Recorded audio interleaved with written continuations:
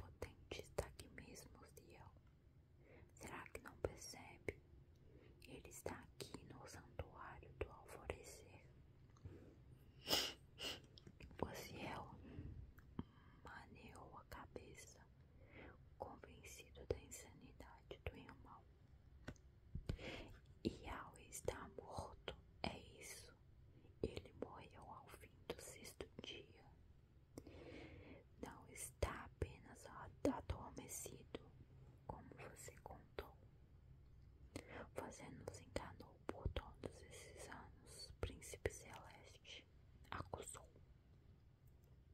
Eu me sinto envergonhado por ter acatado suas ordens, mas estou feliz por ter enfim alcançado a verdade. Assim, Uziel se acalmou.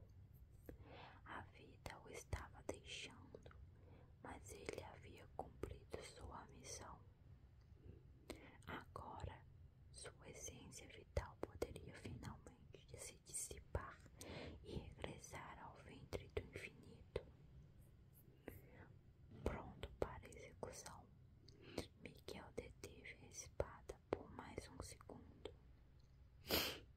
Perdeu o juízo por pobre irmão.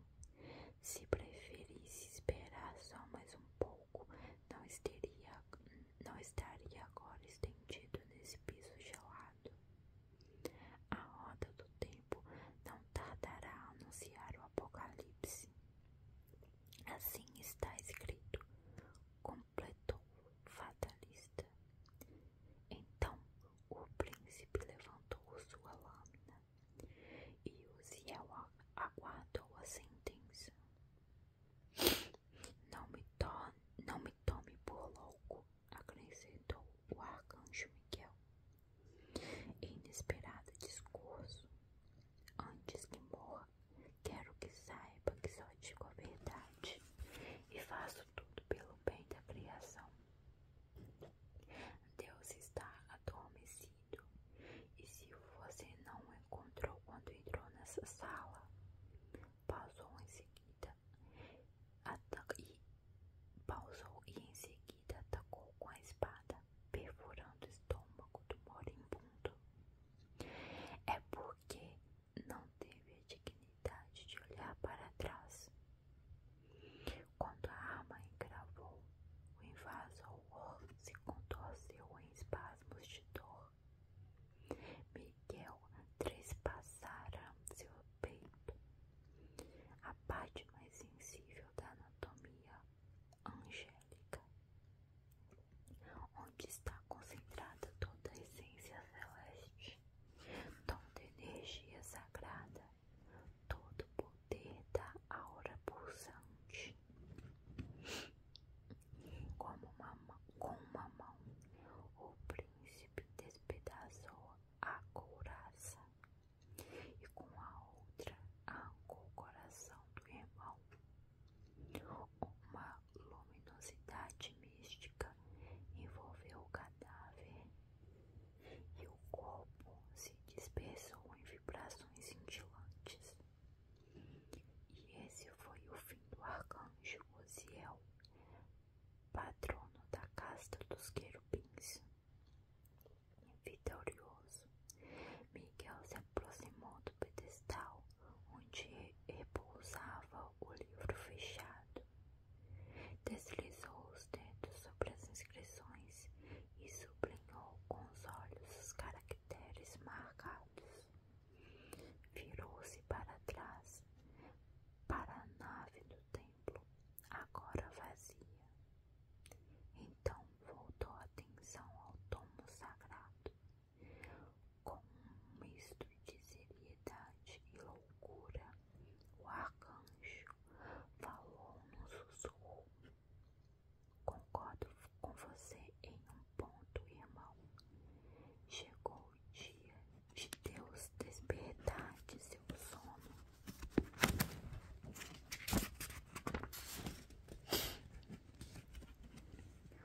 O rei caído de Atlântida. O sol estava se pondo em pé sobre a de gigantesca mão da estátua do Cristo Redentor. O anjo renegado observava a cidade, a aproximação do crepúsculo. Sua expressão inabalável e serena era de alguém que muitas vidas vivera, de um andarilho que percorrera o mundo, desvendava seus infinitos mistérios e enfrentara toda a sorte de criaturas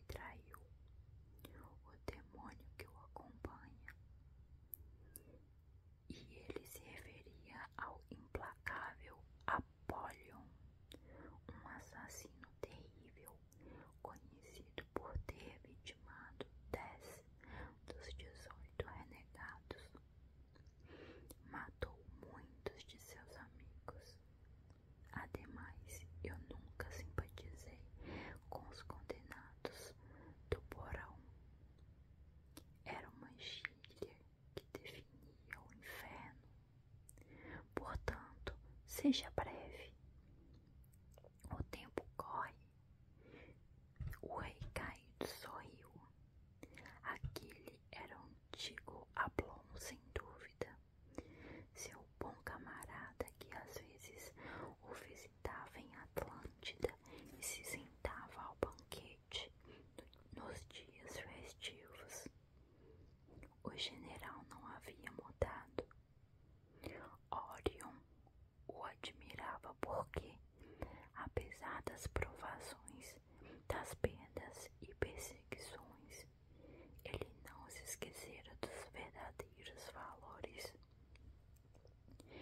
Desafiara a todos para defender uma causa e por ela continuaria lutando. Quisera eu ser como ele, pensou o monarca, mas reconhecia também o revés da liberdade. A morte e a solidão acompanhavam os exilados. E de repente Orion achou que, mesmo que tivesse escolhido o caminho dos bravos, talvez não conseguisse trilhá-lo. Então você também notou, não é? Indagou o infernal. Os sinais, eles são a prova definitiva de que o sétimo dia está terminando, e com ele toda a vida humana, o Apocalipse. Orion estava certo. Os sinais eram evidentes. Todos os símbolos e profecias apontavam para o juízo final. Eu sou um anjo renegado, o último ainda vivo. Estou condenado a viver neste mundo físico. Não posso mais cruzar o tecido da realidade como vocês. Mas não é preciso ser muito esperto.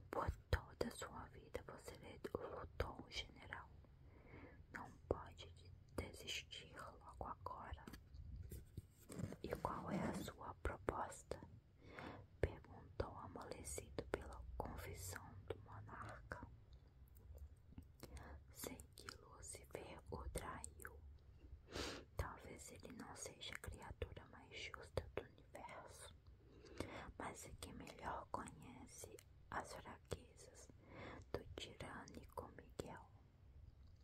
Todos no inferno e no céu esperam pelo derradeiro confronto, a batalha do Armagedon, que antecederá ao despertar do Altíssimo. O combate é a nossa última chance de despojar o príncipe dos anjos antes de o Criador voltar à cena do cosmo. Os vencedores estarão mais perto de Deus e a Ele apresentarão suas armas.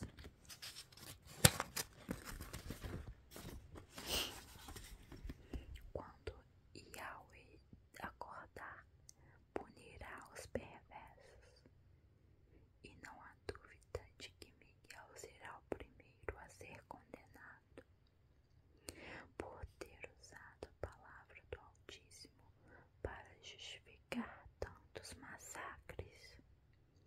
Então, por que não esperar simplesmente? Por que não aguardar o regresso do reluzente? Não sei quanto a você, mas nós queremos vingança. Rebateu e analisou o rosto sofrido do fugitivo. E eu diria que você também. Tudo o que quero é justiça. Que seja, chame-a como quiser. Seus interesses estão ligados ao nosso. Miguel se prepara para a guerra e temos um inimigo em comum. O que está me propondo é uma aliança, digeriu o guerreiro incrédulo. A estrela da manhã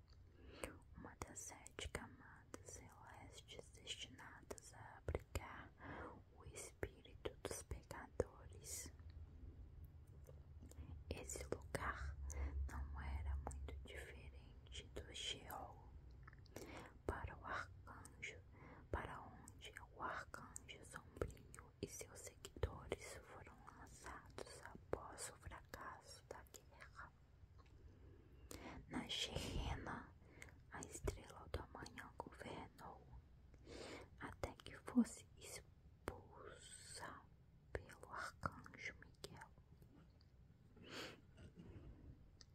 Naqueles dias antigos, anteriores mesmo à conjuração, os anjos eram numerosos e fortes, e alguns por demais violentos.